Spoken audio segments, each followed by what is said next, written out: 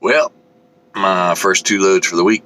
I booked a load going to Missouri and then leaving Missouri and heading to Fort Wayne.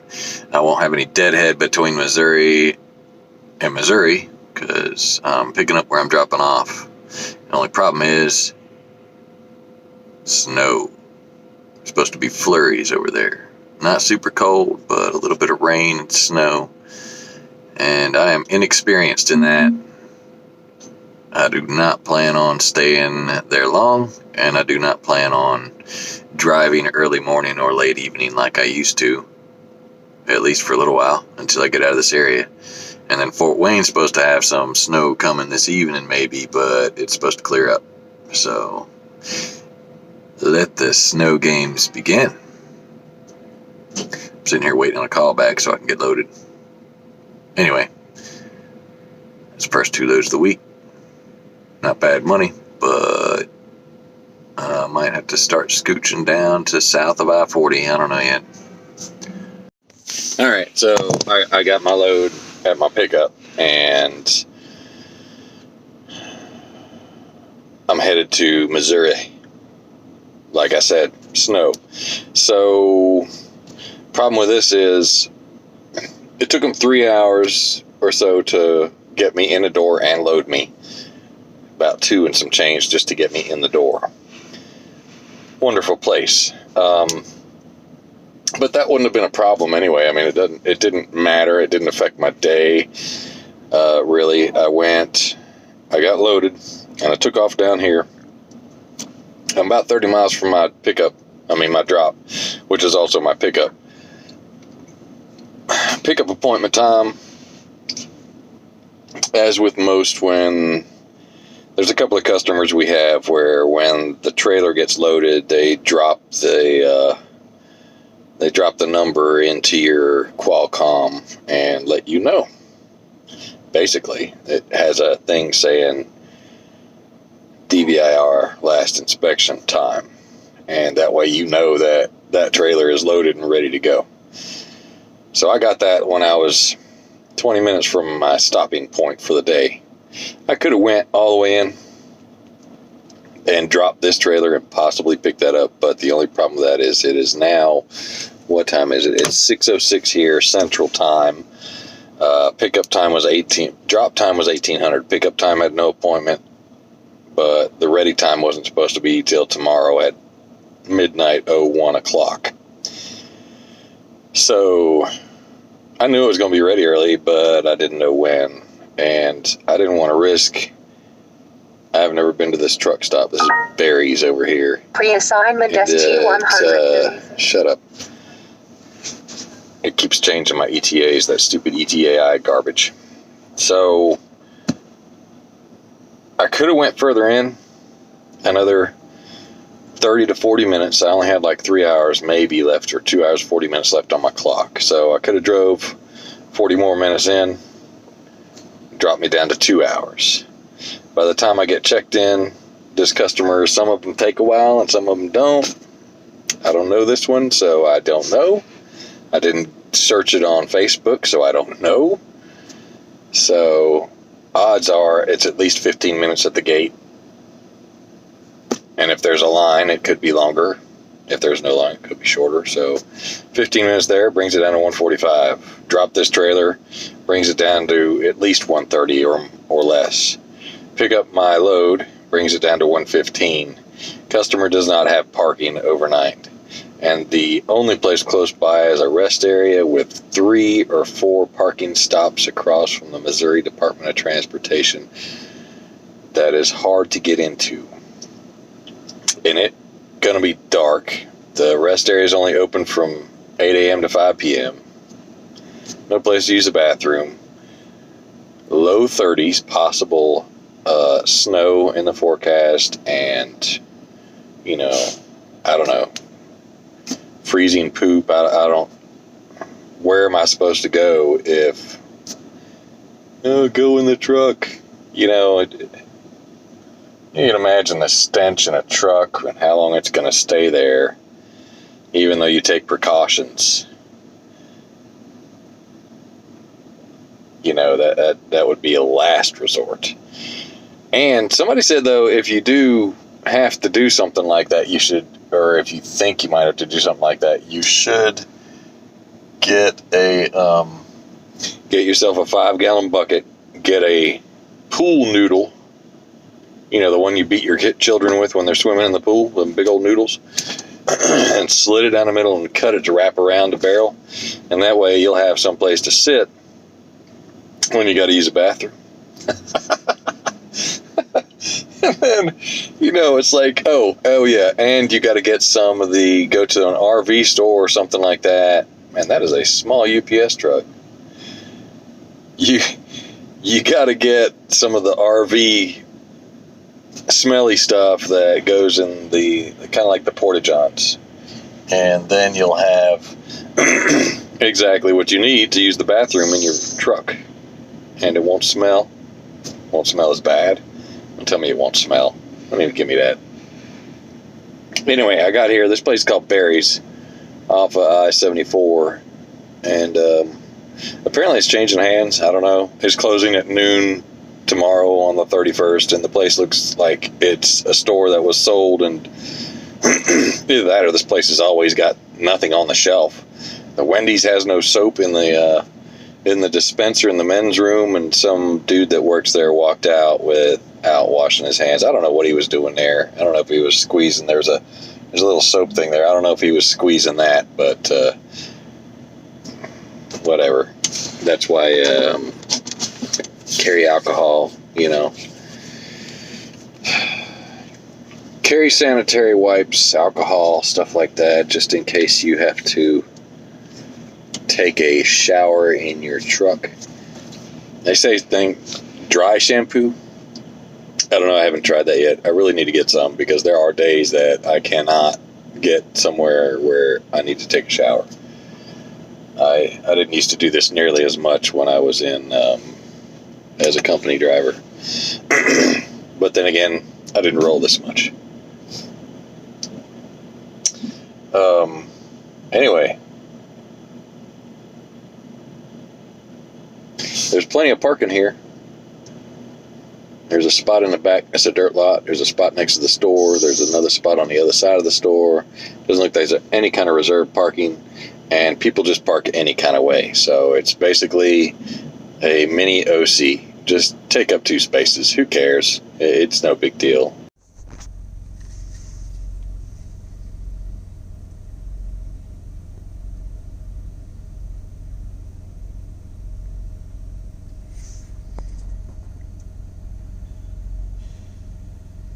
Look at all that ice on my wipers.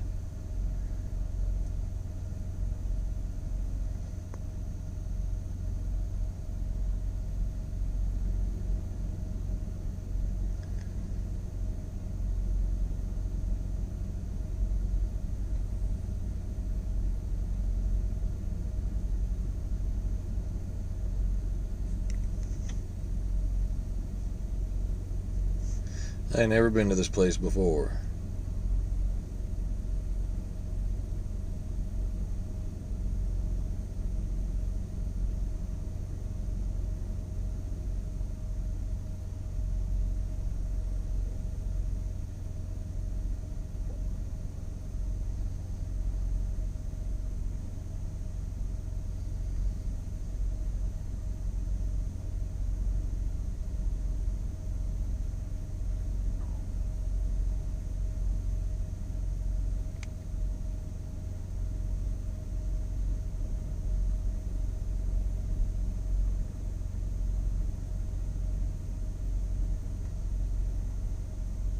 Are you going to speed up or not? I had 2 times.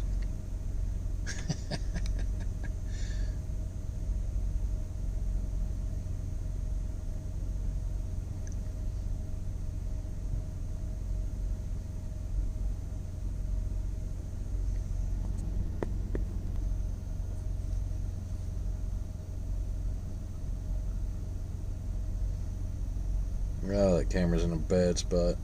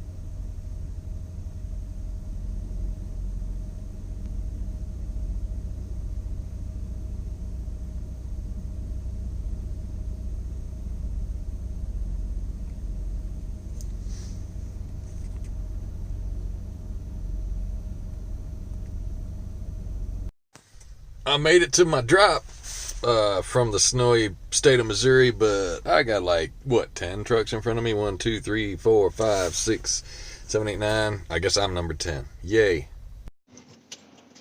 Well, I don't know. I rant about so many different things, and my knowledge is vast, and like I said, so many things that are useless. I just got to rant because I just got to flip and rant. I'm not.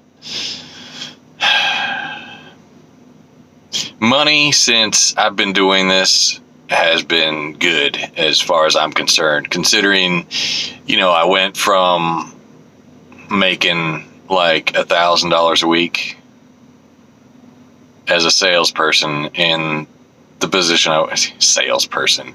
I put potato chips on a freaking shelf. That's not a salesperson. So yeah, I made from making that to driving for Schneider as a company driver, getting squat. Okay, I didn't make anywhere near what I was making. I knew I was going to take a pay cut. That was fine because that was planned. Everything I've done so far is planned. Every single thing. Stay in there for a year to get this truck. Stay in here for however long it's going to take to keep this truck until I can go somewhere where I make more money, if that's even feasible. If not, I'll be staying here for 3 to 5 years and then doing, who knows, whatever. But there are times when, I don't know, it's not fate, it's just the way the cookie crumbles, I suppose. Normal wear and tear on old things that you own. So my wife, when I met her, we were living in this trailer, and the stupid thing's been giving us issues with the Freon leaking for the past 5 years, right? So you got to refill it like every year or so. I didn't have it refilled this year because it didn't really have a problem functioning. It was still cooling the house and so on. So I just got a call, and the breaker box, I'll put the picture on there, you can see it, has she said she heard a noise, she jumped up and ran in there, and that thing was black, smoky. So like, okay, fine, whatever, call an electrician or call an AC unit. She said she didn't have no power. So after looking at it, they have a little bit of power, but they didn't have air or heat, and it's going to be a little in Savannah, Georgia. I'm up here in flipping Indiana, freezing my butt off at 29 degrees or whatever. Not that I'm in my truck with heat. I don't care. I could live in this thing. So being single would have benefited me, but I don't even know if I'd be where I'm at now, because she was one of the motivations that got me where I am, and I love her for it.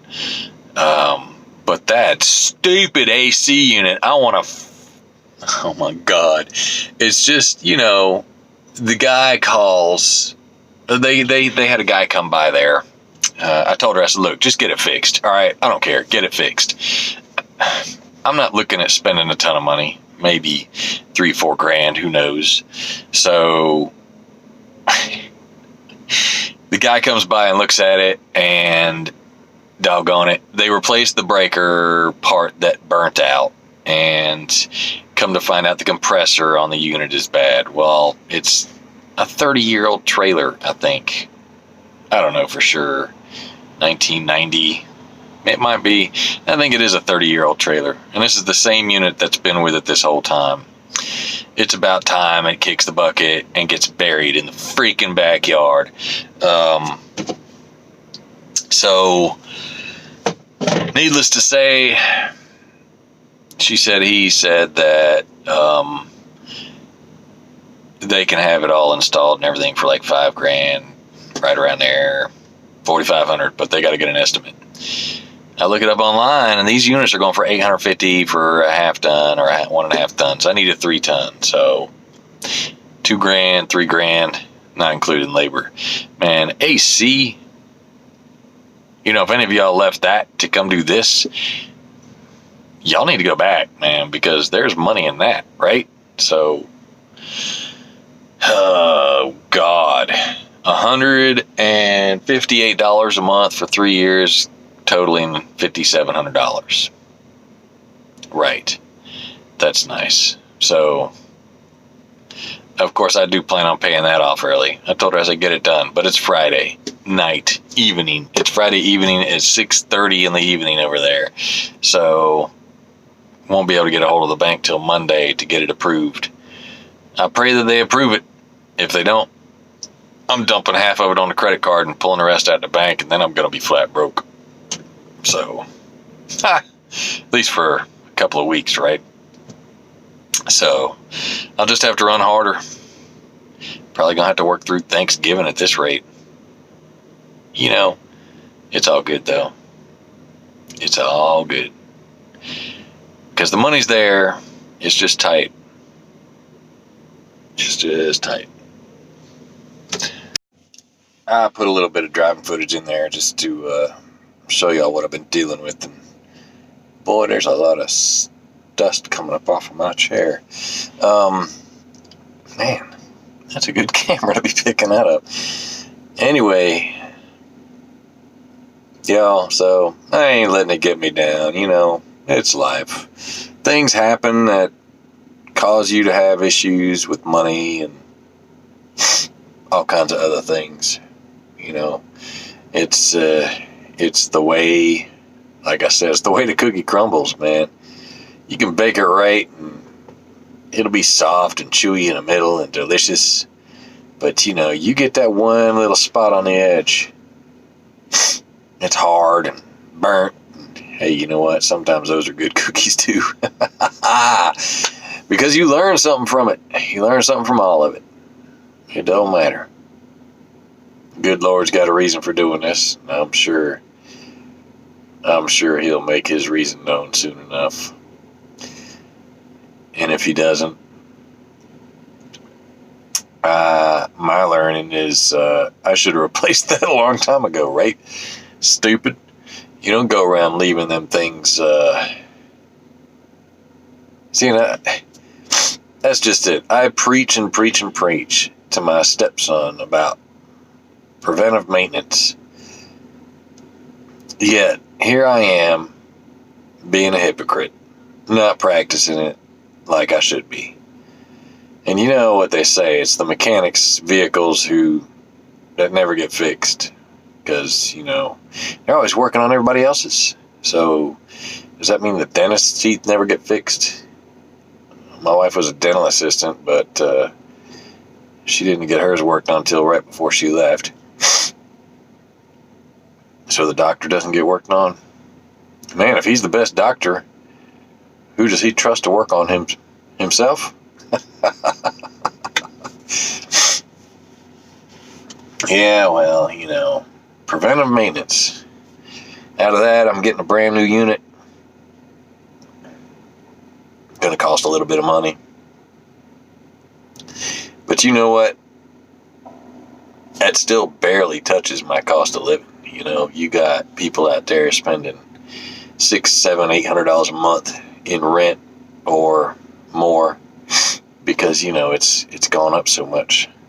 Unless you're living in Section 8 housing. I mean, I had a 4-bedroom like 30 years ago. I don't even know what it was. And we happened to qualify for Section 8, and I jumped all over that thing. 4-bedroom apartment for $700 a month? Shoot. Yeah, we didn't stay there long. The cops kept showing up across the street. Do not go live in Section 8 housing. That's just, yeah. And that wasn't even the projects, man. I've been to some of them places. I drove a taxi in one of the places. Lady took me there. Here I am, I was planning on signing off. So, lady takes me up there, says, I got to go to so-and-so. I'm like, okay, we'll go there. So I took her there, and right before she hops out, she opened the door, stuck her leg out. She says, all right, I locked my door. I'm getting out. She said, you better get out of here because you a white boy.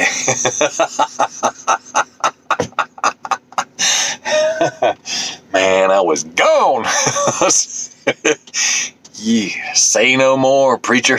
I am out. Oh, man. Those were the days. Man, it must have been crazy driving a taxi in Cracktown. I didn't care. I had a friend got killed driving a cab,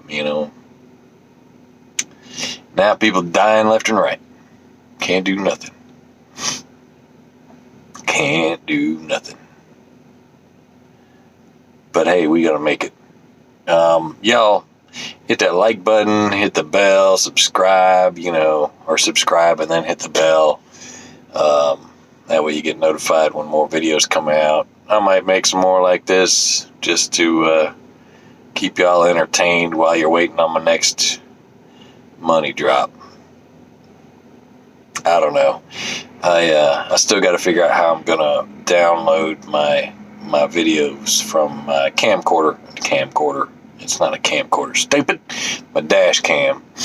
I hooked up another camera that I can just swing around, but I didn't like any of the views it was giving me because apparently that little spot that's at the bottom of the camera, that infrared piece, if it's covered up, it makes the whole thing go dark, and it thinks it's nighttime. And part of that driving scene, one of the ones that was in there was super white. That's the only bad part about where I got those things at right now. I might move them. I don't know. And aim them in a different direction. I just like having them where they show the fenders and all, because that's a little bit more evidence, it's you can see what's coming on that corner instead. I don't have it on, especially at night, because the glare coming off the screen, but or in the morning time at night. But yeah, anyway, so yeah, such is life. And to top it all off, the truck we were fixing, the pickup truck that we were fixing for my son, because he broke the spacer between the transmission and the motor due to idiocy, or due to ignorance of what would happen. Can't really call it stupidity. You can call it ignorance, because it was just, like I said before, there's a difference between stupidity and ignorance. Stupidity, you got a cure for that. Ignorance is, the cure for that is learning. So, get rid of your ignorance and learn some things. Don't be stupid. Because if you be stupid, I think you're screwed if you're stupid. Because you ain't going to get nothing out of that. Ignorance, you'll get something out of that. You'll get knowledge and ability to do certain things that other people can't do. Oh yeah. One other thing, maybe, until I decide I got something else. Jeffrey Lake made another video that had to do with freight and other things. And part of the issue in the freight market is, they keep saying it's going to get better. It's going to get better. Holiday season's coming. It's going to get better. Well, newsflash, it's not going to get better. And it might actually get a hair worse because, we're not quite at that recession part of the market. So it might go down just a little bit more, but it ain't going to get better. Not yet. Not till next year, because according to him, and he knows a lot about what he's talking about, I know very little. All I've gleaned is from other people who know a lot. So I try and glean as much as I can, but he said that the market, it's not going to happen this year because, we might see a little bit being contract freight, but everything's already in the warehouses waiting to be sent to the stores. So we're not going to see as much other than moving it from like one distribution center to another, maybe, like if they get short on something. So unfortunately, we're going to take a hit because, and I think part of that has to do with Trump and his free trade agreement stuff. But technically it is about time they did something about free trade, because free trade's been raping the United States for years, and It's about time they did something. I mean, yeah, make America great again. Make America America again, where products made in the USA were what counted. They were made in the USA with hands that cared, not made in China like most of our Chevrolets and Fords and these things. Foreign-made products mass-produced by people that are just throwing stuff out. Anyway, rambling man. Y'all keep the left door closed and keep the hammer down.